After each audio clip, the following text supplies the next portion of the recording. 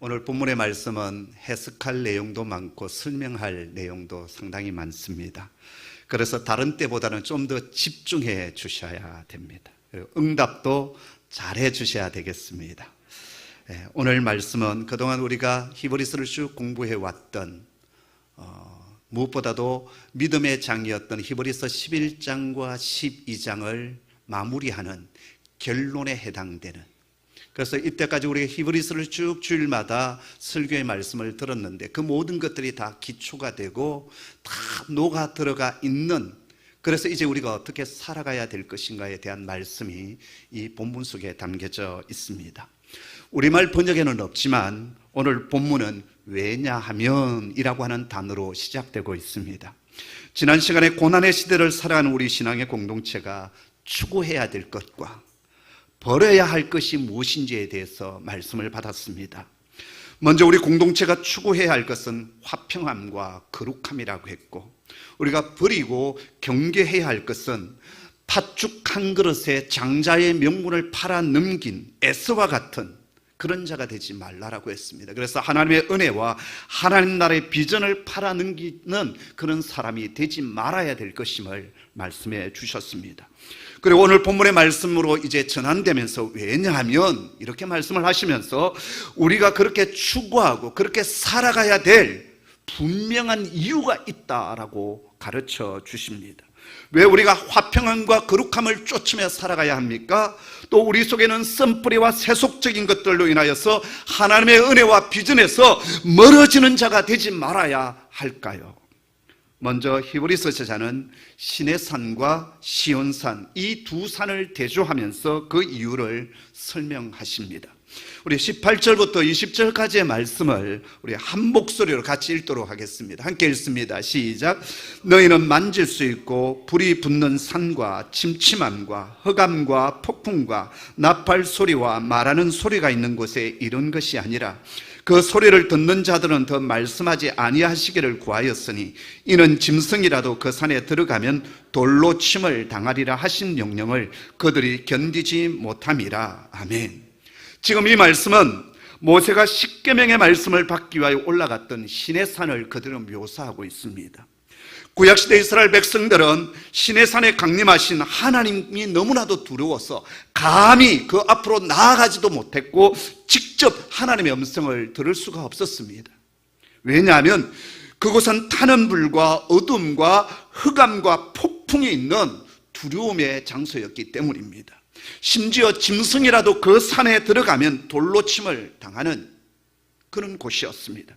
그렇게 이스라엘 백성들은 직접 하나님의 음성을 듣는다, 직접 하나님을 만난다, 그것은 아예 생각조차도 할 수가 없었습니다. 다만 하나님께서는 모세와 아론에게만 그 두려움의 장소인 시내산에 오르는 것을 허락해 주셨습니다. 근데 21절 말씀을 보면 시내산에 오르는 것을 허락받았던 모세조차도 그 시내산에 오르는 것을 심히 두려워했고 떨린다라고 했습니다. 이처럼 구약에서 하나님의 임재는 두려움과 격리로 특징되어집니다. 자, 그런데 신학 시대를 살아가고 있는 우리들, 저와 여러분은 어떠하냐라는 것입니다. 이미 히브리서 10장 19절 말씀에서 히브리서 저자는 우리에게 이렇게 말씀을 하여 주셨습니다. 그러므로 형제들아, 우리가 예수의 피를 힘입어 성소에 들어갈 담력을 얻었나니라고 했습니다. 이제 우리는 우리의 영원한 대제사장 되신 예수 그리스도의 피로 말미암아 하나님이 거하시는 성소 앞에 담대함으로 나아갈 수 있는 은혜를 얻은 사람들입니다. 뿐만 아니라 신약시대를 살아가는 우리는 구약의 하나님이 잠시 그 백성을 만나기 위하여 찾아와 주셨고 임재하여 주셨던 그 시내산이 아니라 하나님께서 영원히 거하시고 계시는 하늘의 성소 안에 담대히 나아갈 수 있는 특권을 가지고 있는 사람이다라고 지금 히브리서 저자는 설명하고 있습니다. 그 하늘의 성소가 어디냐? 지금 히브리서 저자는 시온산과 하나님의 도성인 하늘의 예루살렘이다, 그렇게 말씀하여 주십니다. 자, 그렇다면 그곳이 구체적으로 어떤 곳인지 우리 한번 같이 살펴보도록 하겠습니다. 22절부터 24절까지의 말씀인데요, 우리 같이 정신 번쩍 들도록 같이 읽도록 하겠습니다. 함께 읽죠. 시작.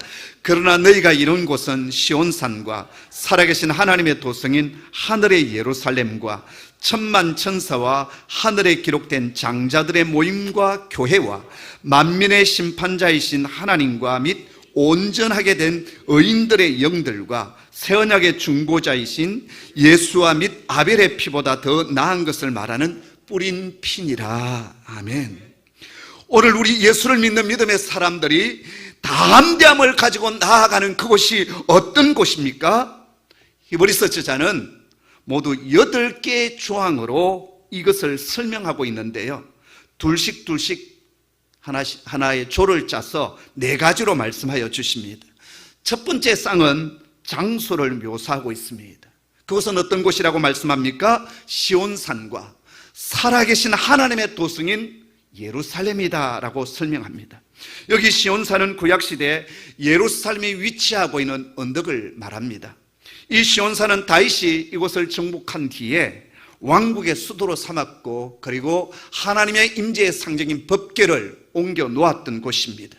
그 뒤부터 시온산은 하나님께서 이 지상에 거하여 주시는 임재의 성수가 되었습니다. 구약의 선지자들은 하나님의 구원이 이 시온에 임하게 될 것과 이스라엘이 시온에서 보존될 것을 예언했습니다. 또한 시편을 보면 시온은 하나님을 배울 수 있는 곳으로 기대되어졌고, 멜기세덱의 계열을 따르는 제사장이 하나님의 오른편에 앉아 다스리는 곳으로 노래되었고 기대되어졌습니다. 그리고 이 예언과 기대가 이제는 신약시대에 들어와서 우리 주 예수 그리스도로 말미암아 이미 성취되었습니다. 그래서 이제는 우리 모든 그리스도인들은 이 시온산에 이르러 하나님께 담대히 나아갈 수 있게 되었다라는 것입니다. 자, 그런데 그 다음을 보십시오. 우리들이 나아가는 시온산은 이 지상에 있는 예루살렘이 아니다라는 것입니다. 바로 천상에 있는 천상의 예루살렘임을 밝혀주고 있습니다. 이미 히브리서 저자는 아브라함을 비롯한 믿음의 조상들이 비록 이 땅에 발 디디고 살아가고 있었지만 믿음으로 바라보았던 본향 땅이 있었다라는 거예요. 그 본향이 어디입니까? 하늘에 있는 예루살렘이었다라고 설명을 했습니다. 뿐만 아니라 이 하나님의 도성 천상의 예루살렘은 하나님께서 믿음을 가진 우리들까지도 예비되어진, 그래서 하나님께서 직접 우리를 위하여 건축하시고 예비된 그러한 도성이다라고 말씀하셨어요. 그 내용이 히브리서 11장 9절 10절에 나와 있는데요, 이미 우리가 살펴보았던 부분입니다. 다시 한 번 더 읽도록 하겠습니다. 함께 읽죠. 믿음으로 그가 이방의 땅에 있는 것 같이 약속의 땅에 거류하여 동일한 약속을 유업으로 함께 받은 이삭 및 야곱과 더불어 장막에 거하였으니 이는 그가 하나님이 계획하시고 지으실 터가 있는 성을 받았음이라. 아멘.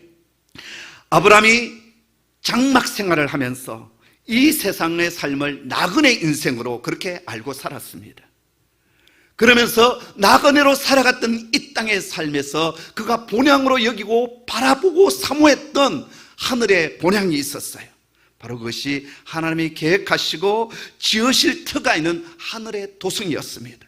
그리고 이 성은 아브라함이나 이삭이나 야곱 같은 족장만이 들어가는 것이 아니라 모든 믿음을 가지고 있는 하나님의 백성들이 들어가게 될 도성이다라는 것입니다. 성도 여러분, 예수 믿는 우리에게는 이 하늘 도성에 들어갈 수 있는 특권이 주어져 있습니다. 할렐루야. 두 번째 쌍은 이 시온산 하늘의 예루살렘에는 누가 살고 있느냐라는 것입니다. 궁금하지 않습니까? 하늘의 예루살렘에 누가 살고 있을까요? 오늘 여기 보면 천만 천사와 하늘에 기록된 장자들의 모임, 교회가 그곳에 있다라고 했습니다. 먼저 하늘의 예루살렘에는 수많은 천사들이 있습니다.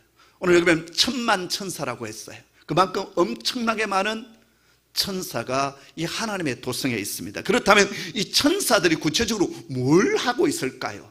우리 눈에 보이지 않는 이 영적 존재가 뭘 하고 있느냐라는 거예요. 성경 전체를 통하여서 보면 첫째, 약한 자들을 돕는 일을 천사들이 합니다. 두 번째, 성도들의 기도를 제단에 올려드리는 일을 천사들이 합니다. 우리가 하나님 앞에 기도하잖아요. 그러면 이 영적인 존재 천사들이 우리의 기도를 받아서 하나님의 제단 앞에 올려드리는 일을 해요. 세 번째, 하나님께서 주신 명령을 수행하는 일을 천사들이 합니다. 네 번째, 예수 그리스도에게 온전히 복종하는 이가 천사입니다. 다섯 번째, 사단과 영적 전쟁을 치르는 이가 바로 하늘에 있는 천사입니다. 다니엘서를 보면 다니엘이 하나님의 회복을 위하여 엎드려 기도를 시작을 했습니다. 그때 하나님께서 응답을 주시는데 메신저로 가브리엘 천사를 보냅니다. 근데 그가 응답을 가지고 다니엘에게 찾아오는 동안 누구를 만납니까? 바사 왕국의 공중의 권세 잡은 자가 막았어요. 악한 사단의 권세들이 지금 막았었습니다. 그때 다니엘은 기도를 멈추지 않고 계속 기도를 할 때 하나님께서 누구를 보내냐면 천사장 미카엘을 보냅니다. 미카엘은 전쟁하는, 싸움을 하는 천사입니다. 그 미카엘이 와서 바사 왕국의 그 공중에 권세 잡은 악한 사단의 권세를 깨트리자 가브리엘 천사가 응답을 가지고 다니엘에게서 그 응답을 알려주십니다. 바로 이걸 통해서 천사는 영적으로 싸움을 하는, 그래서 우리가 기도할 때 우리 눈에는 보이지 않지만 하늘에 있는 이 영적 존재인 천사가 군대가 되어서 어둠의 근세를 깨트리고 당신의 백성을 도우고 있다라는 거예요. 여섯 번째, 천사는 찬양과 경배를 드리는 존재입니다. 이것이 성경 전체를 통해서 천사가 하고 있는 일이다라고 알면 참 좋겠습니다. 자, 그 다음 이 하늘의 도성에 천사와 더불어서 누가 거하고 있느냐? 하늘에 기록된 장자들의 모임, 곧 교회다라고 했습니다. 그냥 교회가 아닙니다. 장자들의 모임이라고 했습니다. 팥죽 한 그릇에 장자권을 팔아넘긴 에서와 같은 교회가 아닙니다. 화평함과 거룩함을 추구하고 영적 장자권을 사모하며 하나님의 부르심 앞에 응답하는 교회, 바로 그 교회가 하늘의 도성 예루살렘에 거하게 된다라는 것입니다. 그런 뜻에서 여러분, 우리 홍익교회는 영적 장자권을 사모하고 또 가지고 있는 성도, 교회가 되기를 주님의 이름으로 축복합니다. 세 번째 쌍은 만민의 심판자이신 하나님과 및 온전하게 된 의인들의 영들입니다. 하나님 나라에는 당연히 누가 계시겠습니까? 하나님이 거하십니다. 그런데 오늘 여기 본문에 보면 심판자로 그 하나님께서 서 계십니다. 하나님은 모든 일을 심판하시는 분이시고 그 심판을 피할 자는 아무도 없습니다. 그런데 하나님은 그 심판을 면할 수 있는 한 의로움의 길을 열어주셨습니다. 어떻게 해요? 우리 주 예수 그리스도의 보혈의 피로 말미암아 우리를 정결케 하는 그 십자가의 사건을 우리가 믿음으로 받아들이게 되어질 때, 그 믿음으로 말미암아 하나님께서 우리를 의롭다 디카이오 시내를 선언하여 주십니다. 그래서 여러분, 우리 모두는 하나님의 심판을 직면할 수밖에 없습니다. 그러나 예수 그리스도의 피로 말미암는 믿음을 힘입어 그 영들이 하늘의 예루살렘에 들어가는 특권을 누리게 되는 것입니다. 이 자리에 있는 저와 여러분 모두가 주 예수 그리스도를 믿는 믿음으로 말미암아 천상의 예루살렘에 거하는 축복이 있기를 주의 이름으로 축원합니다. 네 번째 쌍은 새 언약의 중보자이신 예수님과 아벨의 피보다 더 훌륭하게 뿌려진 피가 그곳에 있습니다. 옛 언약, 구약시대에도 중보자가 있었습니다. 누구였습니까? 바로 제사장, 대제사장이 중보자 역할을 했습니다. 그런데 새 언약에도 중보자가 필요합니다. 신약시대 새 언약의 중보자가 누구십니까? 히브리서를 통해서 계속 말씀해 왔던 분은 바로 우리 주 예수 그리스도이십니다. 새 언약의 중보자는 하나님의 아들이십니다. 그분은 영원한 제사를 단번에 드리심으로 당신의 백성을 위한 완전한 중보자가 되어 주셨어요. 그래서 우리의 힘으로, 우리의 의로움으로, 우리의 잘남으로 하나님 앞에 나아갈 수는 없어요. 그대로 가면 적사하는 겁니다. 그대로 가면 거룩하신 하나님 앞에 우리는 죽는 겁니다. 그러나 우리의 중보자이신, 온전한 중보자이신 예수님께서 우리를 이끌고 아버지의 나라, 아버지의 품 안, 그 천상의 예루살렘으로 우리를 이끌어 주시고 맞이해 주시는 겁니다. 뿐만 아니라 아버지의 보좌 앞으로 나아가게 하시고 그 아버지의 보좌 앞에서 춤추며 노래하며 잔치하게 하십니다. 자, 그런데요, 여기서 우리가 하나 더 알아야 할 것은 이처럼 완전한 중보자가 되시기 위해서 아들이신 그분이 하신 일이 있습니다. 그게 뭘까요? 당신 자신을 희생의 제물로 드려주셨고 자신의 피를 뿌려주셨다라는 것입니다. 그리고 이 예수님의 피는 아벨의 피보다 더 훌륭하고 더 나은 피다라고 얘기를 하고 있습니다. 왜 그럴까요? 아벨의 피는 보복을 호소하는 피였습니다. 억울하게 예배를 드리다가 주님이 원하시는 그 예배를 드리다가 형 카인에 의해서 맞아 죽었어요. 그리고 성경은 그 아벨의 피가 하늘 앞에 호소하게 되었고 응답되었다라고 얘기합니다. 자, 그런데 예수님의 피는 보복하는 그런 피였느냐? 아닙니다. 예수님의 피는 우리의 죄를 용서하여 주시는 구속의 은혜를 주는 능력의 피가 되어줍니다. 우리의 허물을 덮어주시는 피가 되어집니다. 또한 아벨의 피는 믿음으로 제사를 드림으로 흘렸던 피 아닙니까? 그래서 아벨의 피는 자신의 진실함을, 자신의 그 믿음을 증언하는 신실함의 피였습니다. 그런데 예수님의 피는 그분 자신의 신실함을 드러내는 피일 뿐만 아니라 우리의 죄를 속죄하시고 우리에게 완전한 구원을 베풀어 주시는 신실함을 가지고 있습니다. 이 놀라운 특권을 예수 믿는 저와 여러분이 가지고 있어요. 할렐루야, 아멘 하셔야 됩니다. 할렐루야, 아멘. 자, 그렇다면 여러분 이제 어떻게 해야 됩니까? 할렐루야, 아멘하고 끝나야 되겠습니까? 그 다음이 중요합니다. 지금까지는 하나님께서 우리 가운데 행하신 일을 지금 보여주셨어요. 우리 가운데 베풀어 주신 은혜를 지금 요약해 놓고 있습니다. 여러분, 오늘 말씀을 들으면서 느끼시지 않습니까? 그동안 히브리서 전체를 통해서 쭉 이어왔던 말씀이 오늘 결론으로 이미 정리되어 있다라는 것입니다. 자, 이 하나님께서 행하신 이 은혜를 먼저 정리한 뒤에 그 다음 이제부터 우리가 해야 할 일이 있음을 말씀하여 주십니다. 그게 뭘까요? 25절을 보면 말씀하시는 분을 거역하지 말라라고 했습니다. 우리 한번 같이 25절을 읽어볼까요? 함께 읽습니다. 시작. 너희는 말씀하신 분을 거역하지 말라. 땅에서 경고하신 이를 거역한 그들이 피하지 못하였거든 하물며 하늘로부터 경고하신 이를 배반하는 우리일까 보냐. 여기서 먼저 해석해야 될 것은 너희에게 말씀하신 분이 누구냐라는 것입니다. 세 가지 해석이 가능합니다. 먼저는 예수 그리스도시다.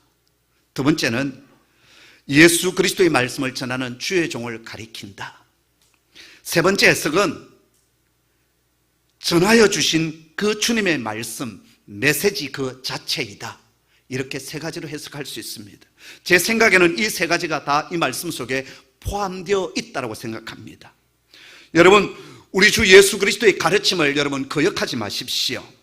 그리고 주님의 말씀을 대언하는 말씀의 종을 함부로 대하지 마십시오. 왜냐하면 당신의 메신저이기 때문에 하나님께서 특별히 그 종을 사랑하십니다. 그리고 그 말씀의 종을 대적하거나 그런 것을 하나님께서 기뻐하지 않습니다.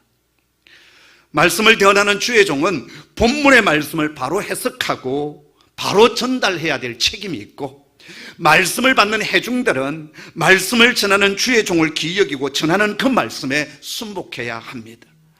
때로는 말씀을 전하는 주의 종이 못마땅하게 여겨질 때가 있을 것입니다. 그러나 그 전하는 주의 말씀만은 거역하지 말아야 합니다. 왜냐하면 주님의 준엄한 심판이 있기 때문입니다.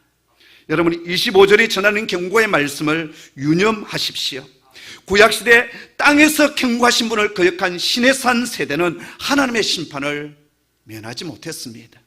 그것이 구체적으로 어떤 사건인지에 대해서 오늘 본문은 더 이상 말씀하지 않습니다. 아마도 시내산 금송아지 사건으로 인하여서 3,000명의 사람이 단번에 징벌을 당하고 죽었던 그 사건을 지금 염두에 둔 것 같기도 하고, 가데스 바네아에서 믿음 없이 불순종했던 그 일로 인하여서 이 출애굽 세대들이 약속의 땅 가나안에 들어가지 못하고 광야에서 죽어갔던 그 징벌을 염두에 두고 있는 것 같기도 합니다. 아무튼 그들은 땅에서 경고를 받았지만 그분을 거역하여서 하나님의 심판을 피하지를 못했다라는 거예요. 자, 그렇다면 하늘의 경고를 받은 우리들은 더 큰 심판이 있지 않겠느냐라는 것입니다.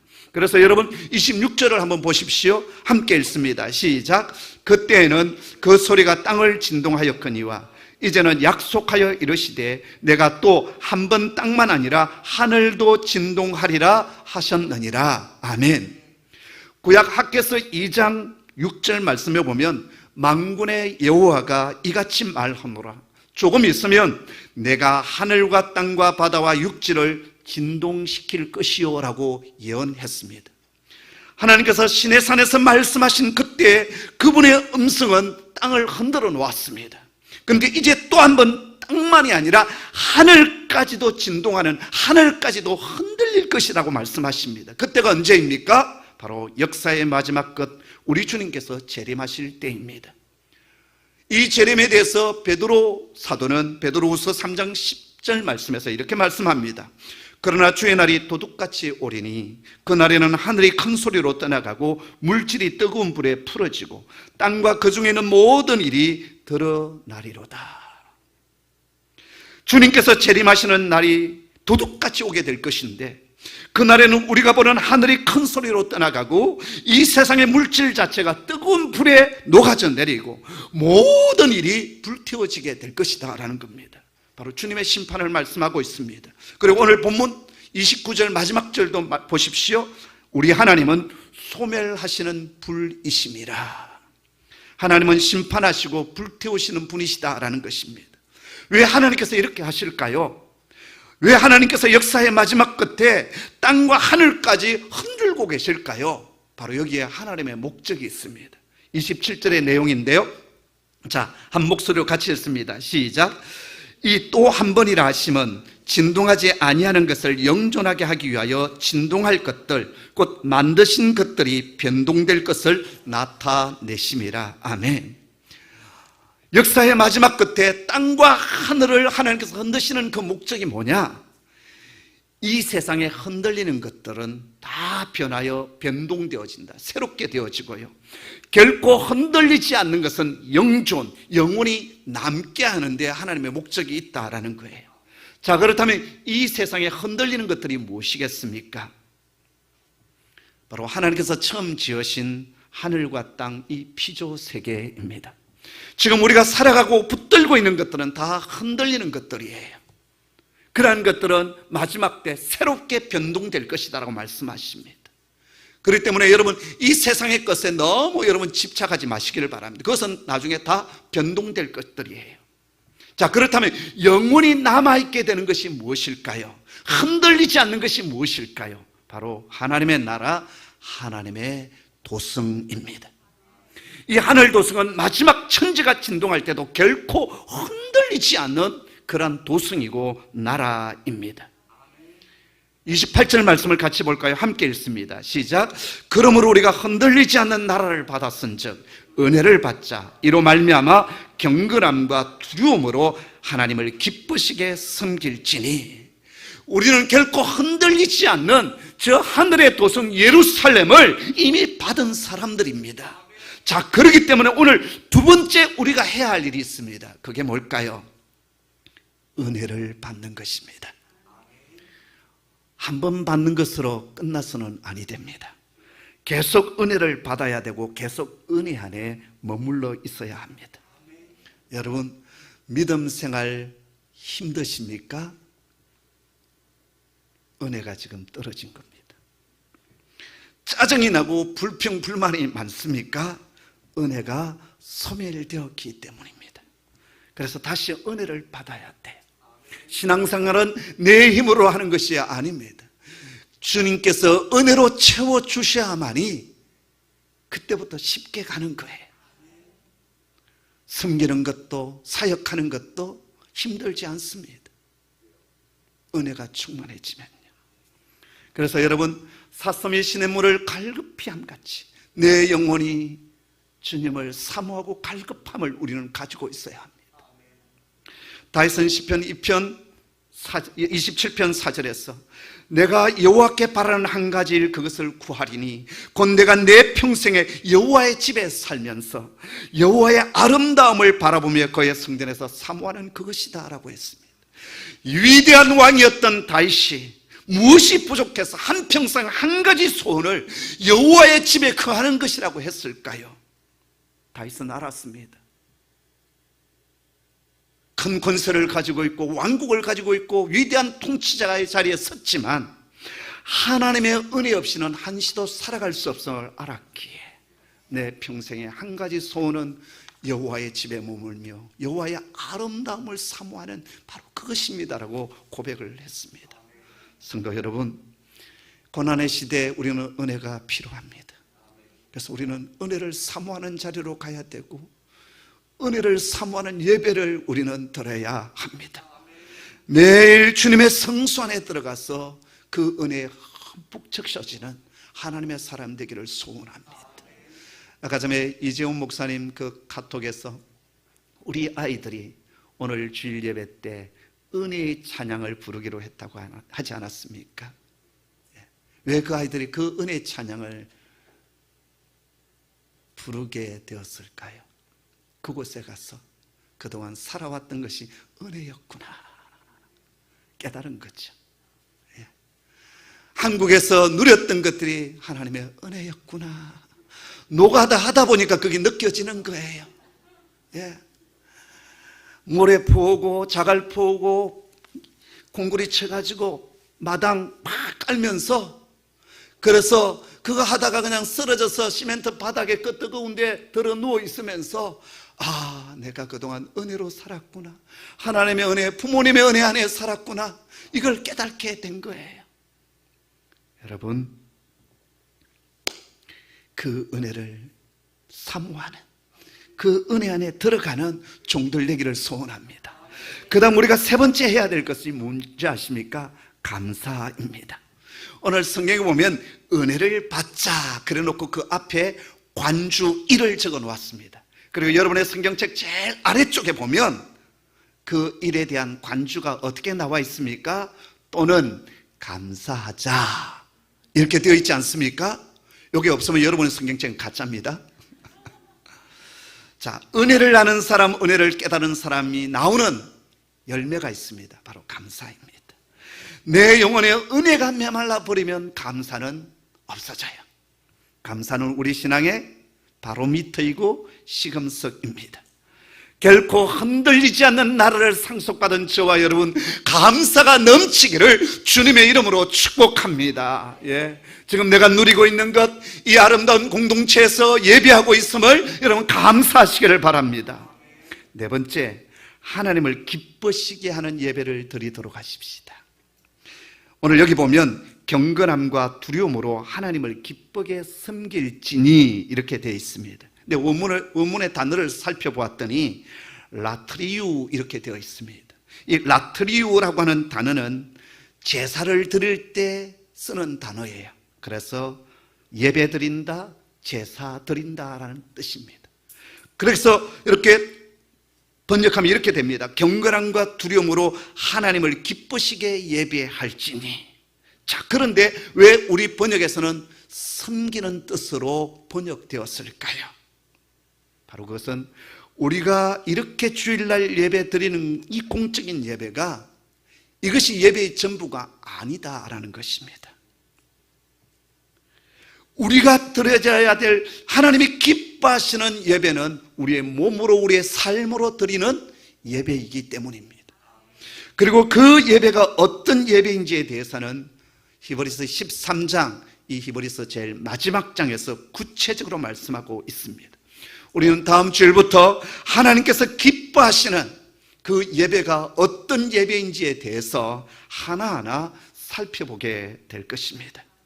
사랑하는 성도 여러분, 경건함과 두려움으로 하나님이 기뻐하시는 산 예배를 드리는 저와 여러분 되기를 주님의 이름으로 축복합니다. 기도하겠습니다.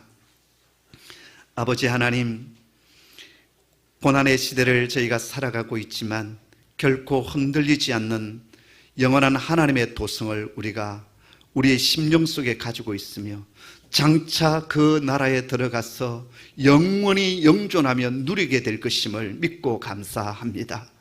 때로는 힘듦도 있고 고난도 있고 아픔도 있고 때로는 실패도 있지만 흔들리지 않는 하나님의 나라, 저 천상의 예루살렘을 간직하고 있는 우리들이기에 더욱 하나님의 은혜를 사모하며 감사하며 하나님께서 기뻐하시는 살아있는 예배를 드리는 저희들 되게 하여 주시옵소서. 매주 전하여주는 주의 말씀을 저희가 거부하지 아니하고 아멘으로 받게 하여 주시고 믿음으로 받게 하여 주셔서 말씀을 거역함으로 심판의 자리에 들어가지 아니하는, 그리고 에스더처럼 육신의 어떤 정욕을 위하여 하나님께서 우리에게 주신 비전과 하나님께서 우리에게 맡겨주신 사명을 되팔아버리는 저희들 되지 아니하도록 날마다 도와주시고 힘이 되어 주시옵소서. 감사합니다. 예수님의 이름으로 기도드립니다. 아멘.